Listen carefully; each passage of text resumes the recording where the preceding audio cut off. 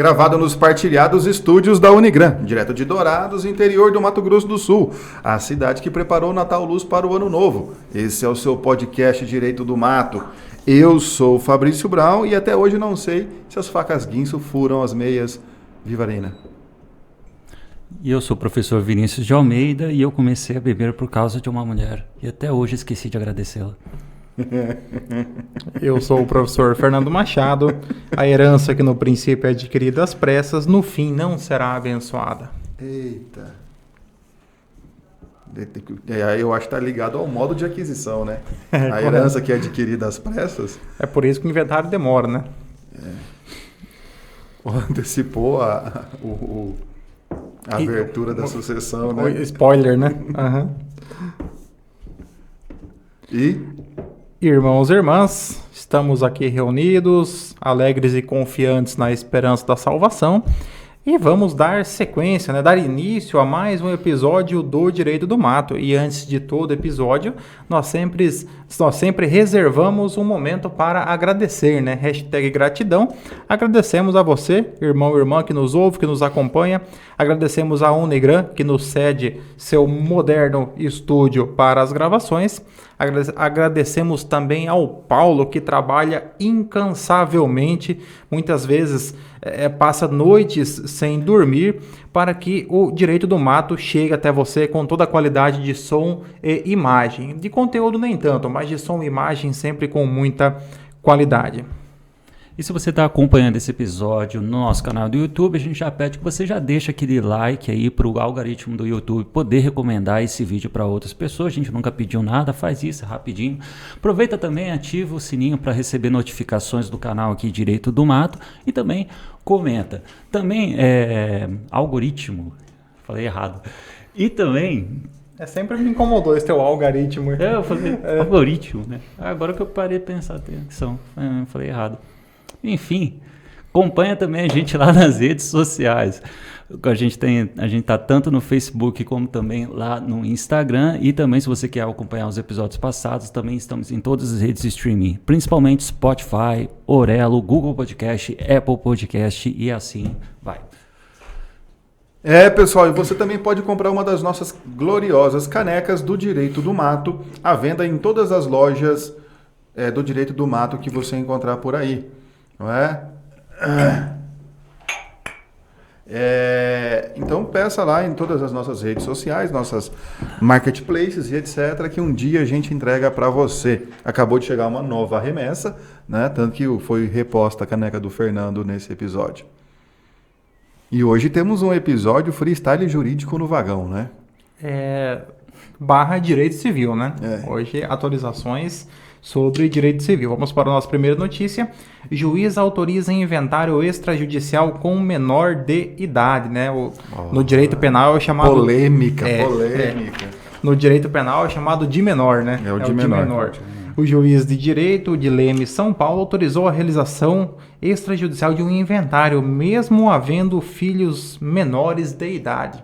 E nesse momento você, caro ouvinte, está se perguntando, mas como um inventário extrajudicial com um menor de idade, né? A palavra menor de idade, ela é de certa forma um pleonasmo, né? Um menor, né?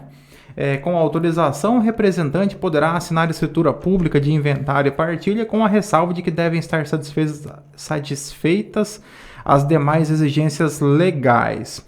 No caso aqui, o diferencial, né? Já havia um inventário extrajudicial entabulado, todavia um dos herdeiros, que era maior de idade, ou chamado de maior, faleceu, deixando outros herdeiros menores incapazes. Tal situação, em tese, inviabilizaria um inventário extrajudicial. O advogado enviou ao juiz uma explicação dizendo que a minuta já estava pronta. Além da explicação, o tabelionato também remeteu ao magistrado a declaração explicativa no sentido de que o pagamento seria feito de forma ideal, que não haveria pagamentos diferenciados, ou seja, não haveria ali o risco de prejuízo ao de menor, né? Ele não seria ali lesado frente aos demais herdeiros. Então aqui, professor Fabrício, você que muito nos honra com suas contribuições em direito civil, por que que o menor não poderia participar desse inventário extrajudicial? O que é esse inventário extrajudicial? De onde ele vem? Para onde ele vai, né? Do que ele se alimenta, como ele vive, sexta-feira no Globo Repórter. Mas o Direito do Mato vai antecipar um pouco para vocês não precisam esperar para assistir na Globo. O processo de inventário e partilha dos bens, há duas maneiras de fazê-lo, judicialmente ou extrajudicialmente, ou seja, sem você precisar do Poder Judiciário. Para isso você pode se utilizar de qualquer cartório, qualquer tabelionato pode fazer uma escritura pública de inventário e partilha.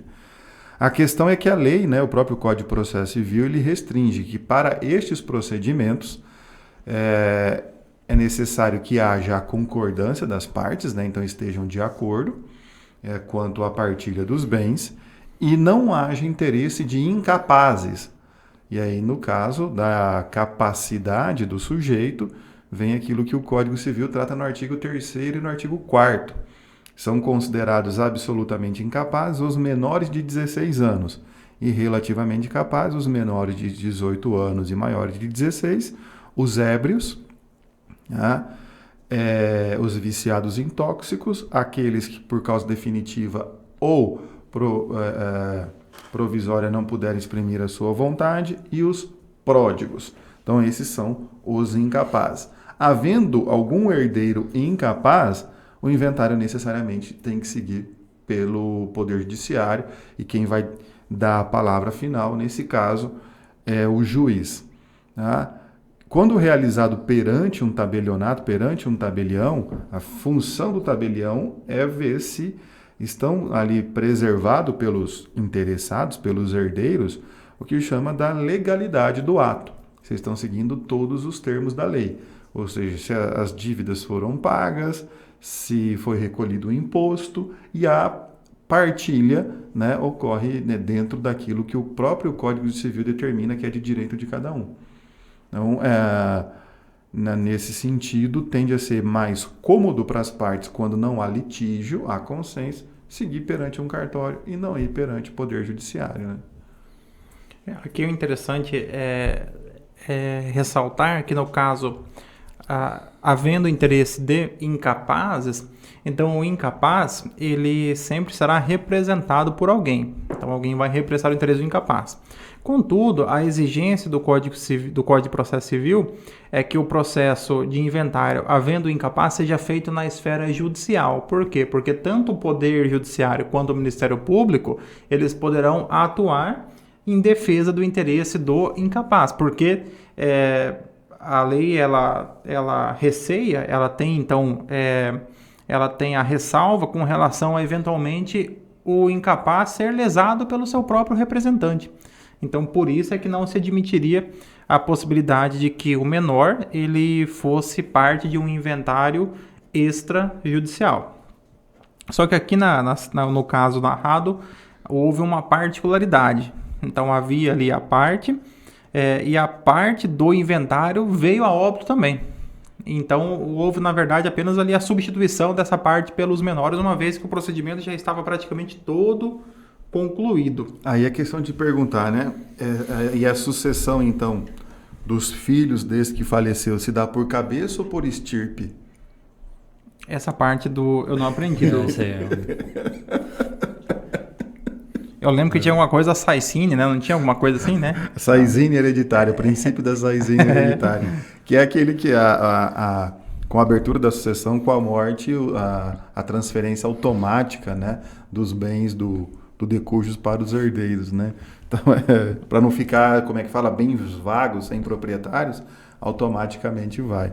Mas o que acontece nesse caso, então havia um inventário aberto, e antes que, digamos assim, vamos colocar ali, o filho assinasse o inventário, a escritura de inventário, ele faleceu. E ele deixou, digamos, 2 filhos. Esses 2 filhos menores de idade, que são herdeiros dele. Então, tem direito na herança ali. Como já estava tudo aberto, o inventário estava pronto, o imposto estava pago, o quinhão já estava ali determinado, tudo certinho, e a divisão entre os 2 filhos que ficaram, estou só supondo que sejam 2, metade para cada um, né?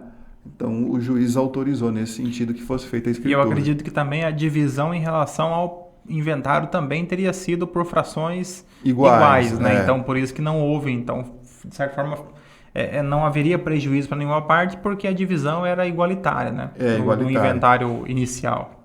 A questão é assim, sempre vai buscar de acordo com a lei, cada um vai ter o quinhão daquilo que é o seu direito. Pode ser diferente quando houverem doações entre um herdeiro e outro, ou aquisição de parte do quinhão de um herdeiro do outro, então daí na hora da partilha isso fica diferente. Então, o tamanho na partilha. Então, isso pode ser diferente, mas ali tudo igual. Porém, já há doutrinadores e inclusive pessoal de cartório, também nesse sentido, para permitir, quando for amigável e houver justamente isso, o pagamento de quinhão iguais, que possa ser feito diretamente no cartório, o inventário. Ele passaria, essa escritura seria encaminhada para a fiscalização do Ministério Público, que daria ali uma nota que estaria de acordo. Então, iria encaminhar todo um processo pronto, né? O Ministério Público verificaria se o interesse dos menores está adequado. Semelhante ao que é feito em relação ao Ministério Público, que é feito pelo Ministério Público em relação às fundações. Ele recebe ali o processo com os documentos, analisa e ratifica aquele ato. Porque ele já faz isso judicialmente.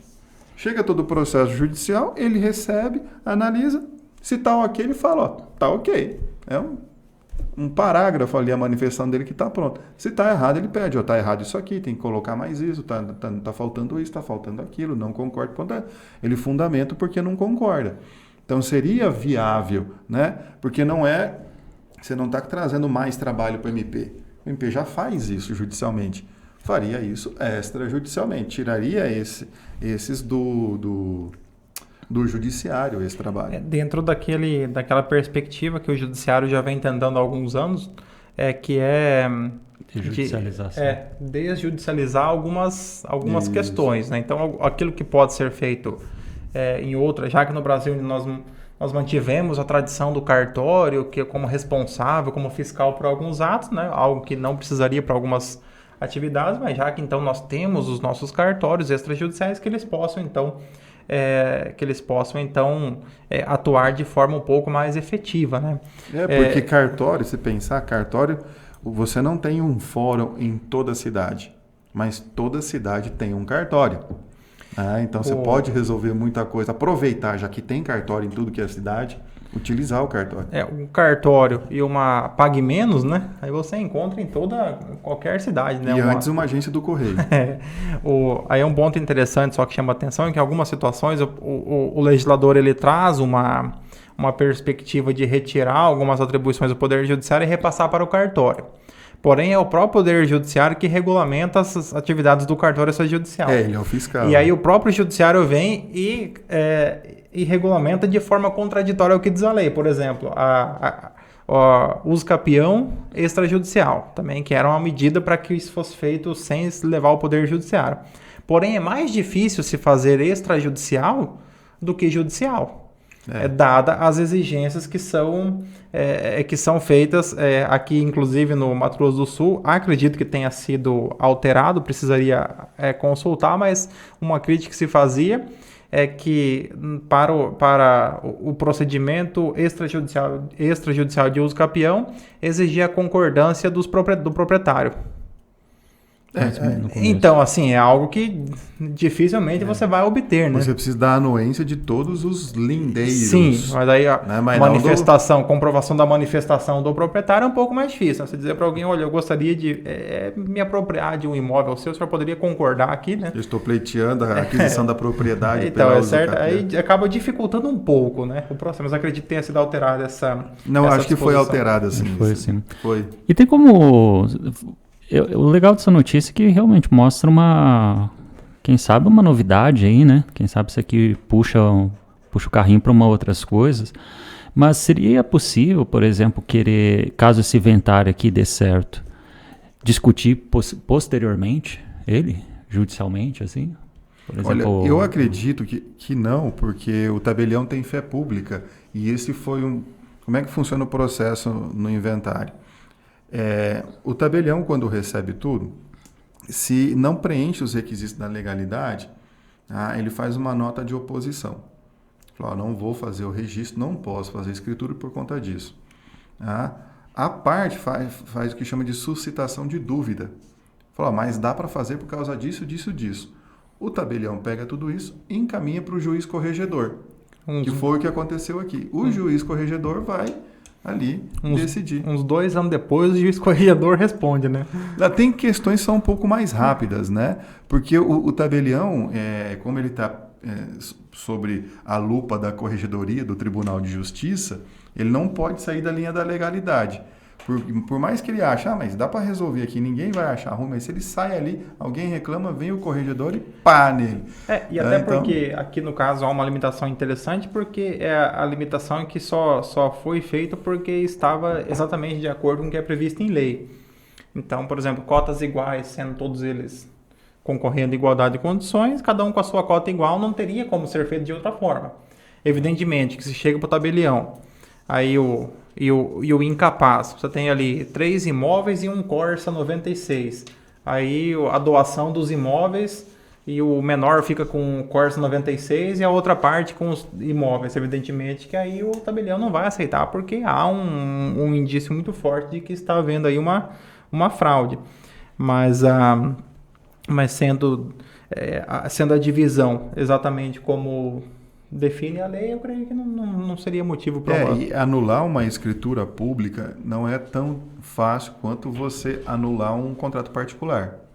Né? Porque a escritura pública, a pessoa que assinou ali junto, o tabelião, ele tem fé pública, ele zela pela veracidade daquilo que está ali, pela legalidade e pela autenticidade. Pelo menos na questão da formalidade, quase que uma presunção absoluta. O que você conseguiria...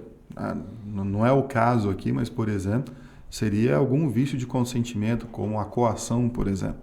Alguém compareceu perante o tabelião mediante coação. Mas daí o tabelião não teria como saber, o que não é o caso nesse sentido aqui. Então vamos para a nossa próxima notícia. Agora eu puxei um pouco do que eu estudei para o mestrado, mas tudo bem. Você pensou que só usaria no dia da defesa? Só né? na dissertação. Então vamos para a próxima notícia. Mulher pede divórcio porque o marido inventa palavras, entre aspas, irritante. Uma mulher decidiu pedir o divórcio por um motivo inusitado. Seu marido estava inventando palavras para conversar com o filho do casal, um bebê. Pela rede social Reddit, a mulher afirmou que agora o ex-marido, entre aspas, sempre foi um pouco pateta.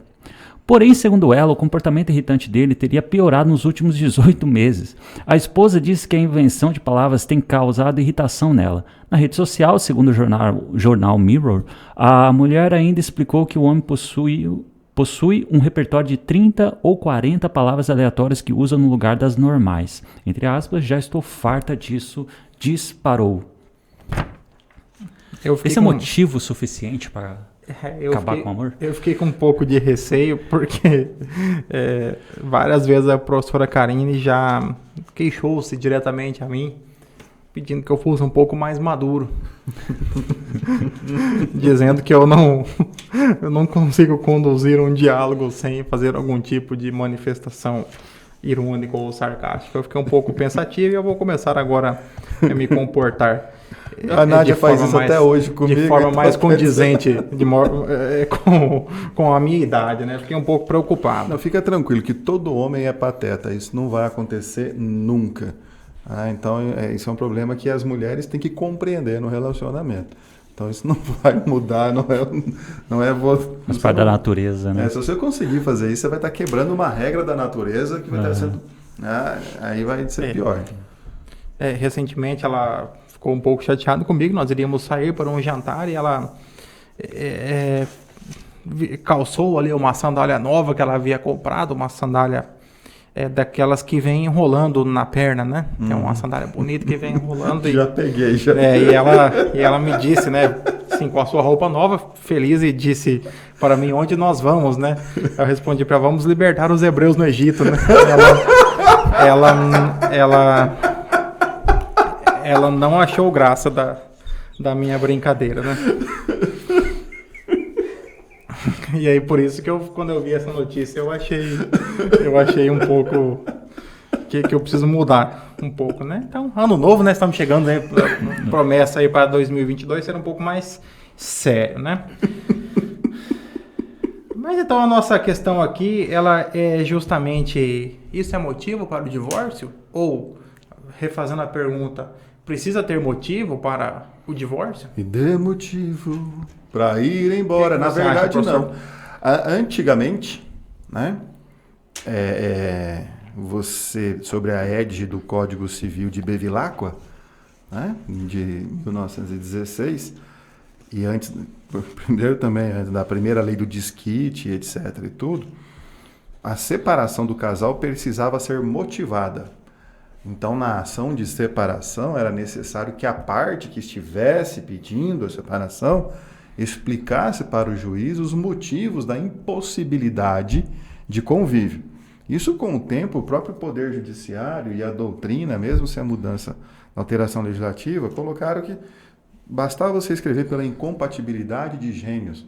Né? Eu falo, né, o santo não bateu, não dá mais certo, só para não ter que colocar o motivo. Porém, hoje em dia, para o divórcio, você não precisa dar motivo. Eu falo, quero me divorciar, ponto. Basta querer. Porque essa questão de motivar, realmente, ela pode constranger de você dizer o porquê que você quer se motivar.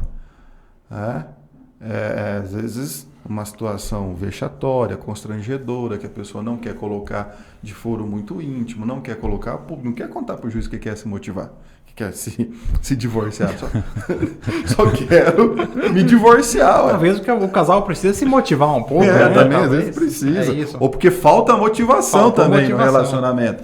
E aí, mas é interessante hoje, né? Porque essa questão também do divórcio foi uma evolução. Primeiro não tinha, depois foram surgindo a possibilidade na legislação do divórcio, tudo isso. Hoje o procedimento é muito mais simplificado. Né? Então não há necessidade nenhuma. Agora, diferentemente, seria a nulidade do casamento. Que aí você precisa demonstrar o motivo.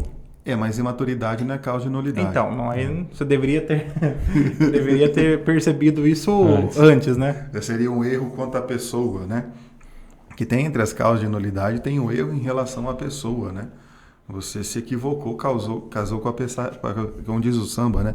Eu me apaixonei pela pessoa errada. Então, aí teria que demonstrar qual que é esse erro em relação à pessoa. A própria doutrina trazia alguns exemplos, como a infertilidade como motivo de nulidade. Se para a outra parte a questão de ter uma prole fosse motivo determinante para o casamento. E a omissão, né, isso se a pessoa conscientemente sabia que era infértil, omitiu a informação para casar. Aí seria motivo de nulidade do casamento. Mas hoje já entende que isso não é motivo de nulidade, é motivo para divórcio. Quer dizer, não chega nem a ser, seria caso não quer, divorcia, mas não chega à nulidade. A nulidade, um exemplo, é a coação, né? Eu até dou exemplo isso para os meus alunos quando falo de coação, que todo mundo já encenou, quem passou pela escola primária, tudo em algum momento dançou quadrilha e encenou uma coação, né? Que é o noivo na quadrilha, ali na festa junina, indo casar coagido pelo sogro, né? Então, aquele casamento, ele tem um vício de consentimento, ele é nulo. Quer dizer, anulável, né? Então, você tem o prazo ali para requerer. Então, a nulidade também. Qual que é a diferença? Anulei o casamento, divorciei. Qual a diferença prática? Tanto questão patrimonial também, a questão do próprio status. E dependendo da pessoa também, ela quer ter de novo uma certidão negativa, né? Ela volta a ser, na nulidade, ela volta a ser solteira e a questão patrimonial volta como era antes do casamento. Né? Se você divorcia, o seu estado civil é divorciado. Quem divorcia não está mais solteiro, é divorciado. Então, se preencher solteiro em qualquer cadastro... Ou como ocorria alguns anos atrás, né? Que a certidão de nascimento era retida, né? E a pessoa recebia a certidão de casamento, né? Você pode pedir uma certidão de nascimento, mesmo estando casado, só que vai constar a verbação embaixo. Casado com não sei quem, no dia tal e tudo. Porque fica lá a sua vida pregressa na certidão de nascimento. Depois se divorciou, consta o divórcio na certidão de nascimento, divorciado. Hoje acaba sendo mais comum a nulidade do casamento na hipótese do casamento religioso, para que a pessoa possa casar novamente. Algo que acontece, por exemplo, na Igreja Católica. Então, eventualmente, a pessoa ela quer a nulidade, porque na Igreja Católica você casa apenas uma vez. Diferentemente do direito do civil, que você pode casar várias e várias vezes, né? Casa e tantas divorcia, vezes né? quanto você tiver saúde. A igreja, eu vou falar só como que é na Igreja Católica, as demais eu não conheço. A Igreja Católica não tem a possibilidade do divórcio, mas há a possibilidade de anular o casamento, tá? Por vícios anteriores ao casamento. Então, é justamente erro em relação à pessoa, né? Porque o casamento na Igreja Católica é considerado um sacramento, então a pessoa não tem maturidade para entender o sacramento do matrimônio. Ou o caso da jurisprudência católica, né? O casal que se casa por motivo de gravidez, né? Então também hoje já é uma forma de se compreender como coação, né? Porque o motivo do casamento não foi assumir o sacramento, foi às vezes uma imposição das famílias ou da sociedade em que vive. Então, tem várias as situações que pode levar à nulidade do casamento. São 2 cânones, se eu não me engano, agora não vou lembrar de cabeça, tá? Que tratam da nulidade do matrimônio lá e dos requisitos e etc. ali. Tudo isso. Essa notícia aqui, eu acho que ela puxa também um outro assunto, que é o seguinte, a mulher, ela foi em rede social expor esse fato, que é um fato, assim, tudo bem, o cara é um idiota, mas ainda dá intimidade. Mas eu achei legal você criar uma língua própria com seu filho. Eu só consigo criar um esperanto ali, mas só não só aquela língua que a gente fala quando tá bêbado, né? A língua dos bêbados também tem a língua com os filhos. Mas ela foi em rede social, ou seja, ela foi em público expor, eu acho que dá para classificar aqui, uma intimidade do casal. Ele ainda falou, ele chamou assim, que ele é irritante, é um pateta, né? Que está aqui na notícia, mas pode ser que tenha mais coisas ali, realmente. Ele pode... Isso acho que pode chamar 2 dúvidas. A primeira, será que esse tipo de postura dela pode interferir em alguma coisa no divórcio? Por exemplo, se ela requerer alimentos, isso não seria cabível? E a outra dúvida que acho que também pode surgir é se ele pode, por exemplo, requerer alguma indenização por dano moral, por exemplo, diante dessa exposição da vida íntima, da vida particular, quando ele está falando blá, blá, blá, com a criança. Mas eu, assim, pelo que eu conheço desse rapaz, eu acredito que ele até acharia engraçado, né? Por quê? Ele nem ficaria ofendido com isso. Ele acharia Olha, mas dependendo do advogado dele na questão, né, como colocou em rede social aqui, mas é uma rede social que no Brasil, por exemplo, ninguém lê, né? O Reddit, ninguém usa quase essa rede social. Nem sabia que existia. Só o Paulo ele usa. Mas fora isso, aqui ninguém. E os hebreus. Então, se realmente isso vier a ofender a questão da moral dele, realmente ele pode. Agora, não atrapalha em nada, não, a questão de alimentos. Tem certas lendas urbanas, né, nessa questão de alimentos e etc. Abandono de lar. Aquele que abandona o lar não pode mais ver os filhos, não sei o quê, perde o direito à casa. Se sair da casa, aí não tem mais direito à casa. A única coisa que o Código Civil fala, que a pessoa que abandona a família, o marido que deixa a casa com a esposa e com os filhos, ou a mulher que deixa a casa e fica na casa o marido e os filhos, essa pessoa perde de primeiro plano o direito à guarda dos filhos, porque a pessoa abandonou. Saiu. Por que de primeiro plano? Porque depois ele pode mostrar que esse abandono foi justificado e necessário. Digamos que a mulher sai de casa. Por que ela saiu de casa? Porque ela apanhava todo dia. E ela estava temendo pela vida dela, porque toda hora batendo nela, mas o cara não bate nas crianças, mas bate nela. Então, o abandono foi justificado para parar de apanhar, poder entrar com uma ação, ter uma proteção e poder pedir a guarda das crianças, né? Então, mas a lei coloca assim, qual que é a lógica da lei? Se você abandonou a família, o termo abandonar é um pouco, né? Mas se você saiu do lar e tal, e etc., né? Você, então, abriu mão num primeiro momento da guarda dos filhos. É só isso.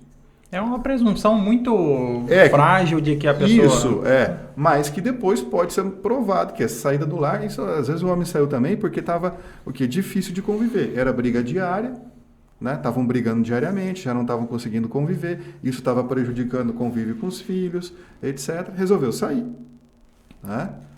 Então, agora, em relação aos bens, tudo, não há necessidade. Em relação ao bem, tem um negócio interessante. Tem aquela pessoa que sai do lar, digamos que o cara saia da casa, abandona, vai embora, tal, não sei o quê, e não volta, né?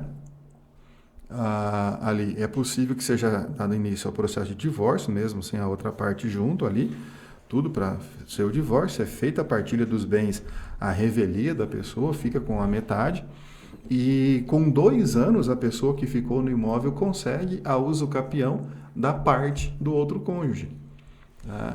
E aí torna-se proprietária, mas porque a pessoa saiu da casa, abandonou e também não quis também dar prosseguimento na ação, tudo direitinho, né? Daí abandona mesmo, daí reduz de 5 para 2 anos.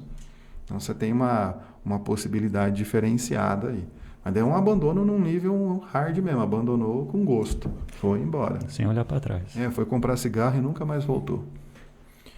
Vamos então para a nossa última notícia. Essa o professor Fabrício faz a leitura. Projeto de lei quer retirar a expressão declaro marido e mulher do Código Civil. Está em pauta na Câmara dos Deputados um projeto de lei que retira do Código Civil o termo marido e mulher no contexto da cerimônia de casamento.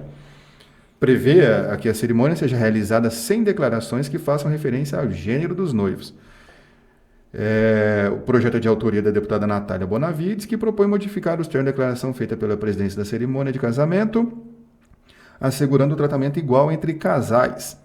O termo ficaria da seguinte maneira: de acordo com a vontade que ambos acabais de afirmar perante mim, de vos receber... não, isso é a forma antiga.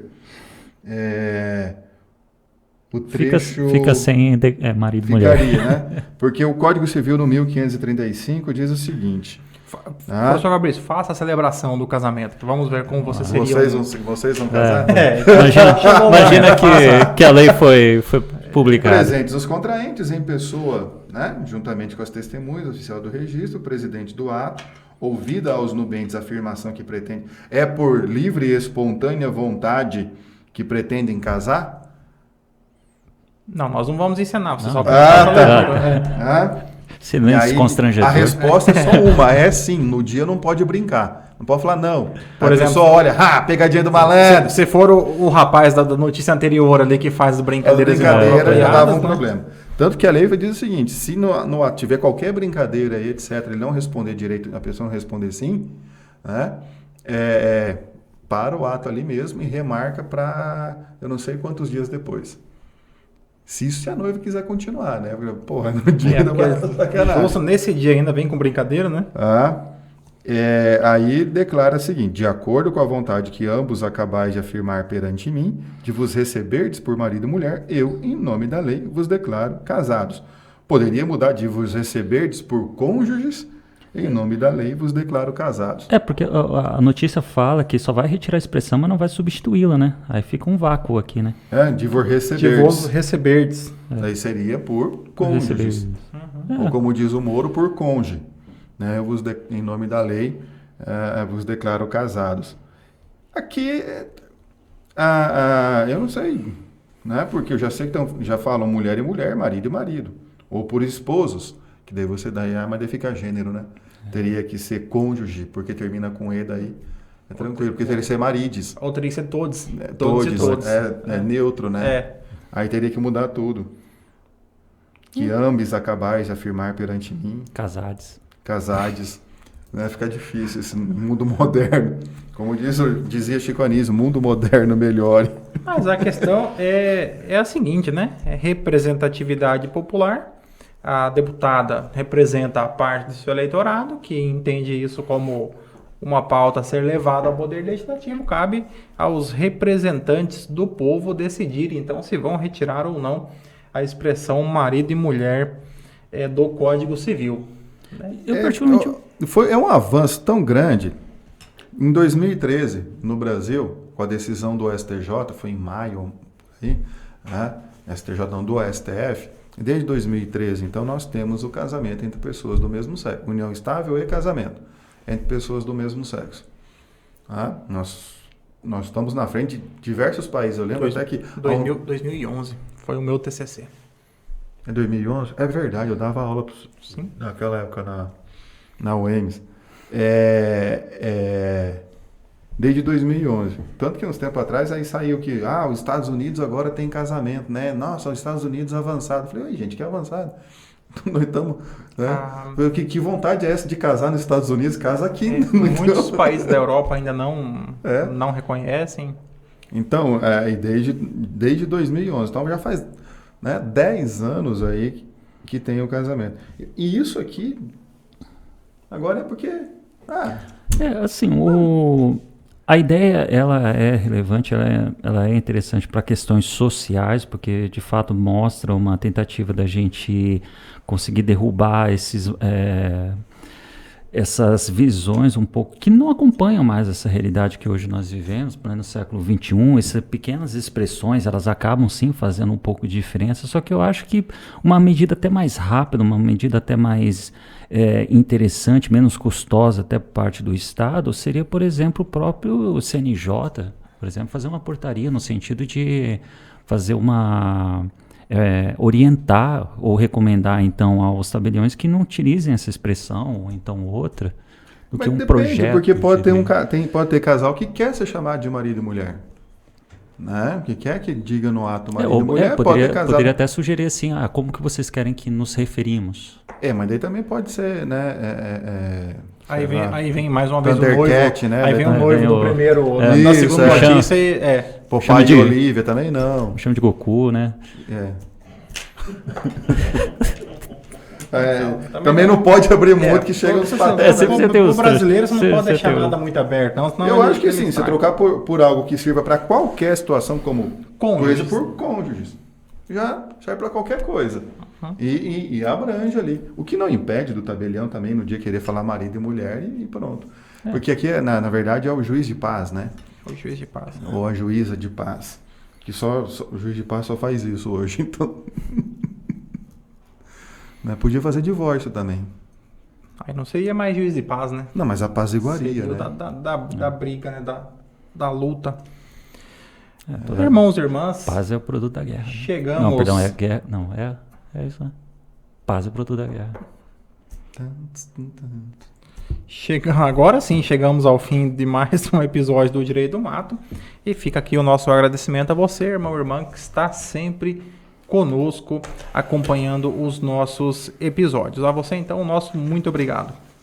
E não deixe de acompanhar a gente nas redes sociais e também não deixe de conferir os nossos episódios passados, tanto no nosso canal no YouTube, como também no Spotify, Orelo e assim sucessivamente. Vá lá no nosso perfil no Instagram e no Facebook, segue a gente, fica à vontade também de enviar qualquer comentário, qualquer dica para a gente poder fortalecer mais o nosso projeto Direito do Mato. E também lembrando, se você quiser a nossa caneca, também pode entrar em contato com a gente lá. Solteiros, casados, divorciados, viúvos, maridos, mulheres, cônjuges ou não, tenham todos uma ótima semana, um grande abraço, sejam felizes. Viu?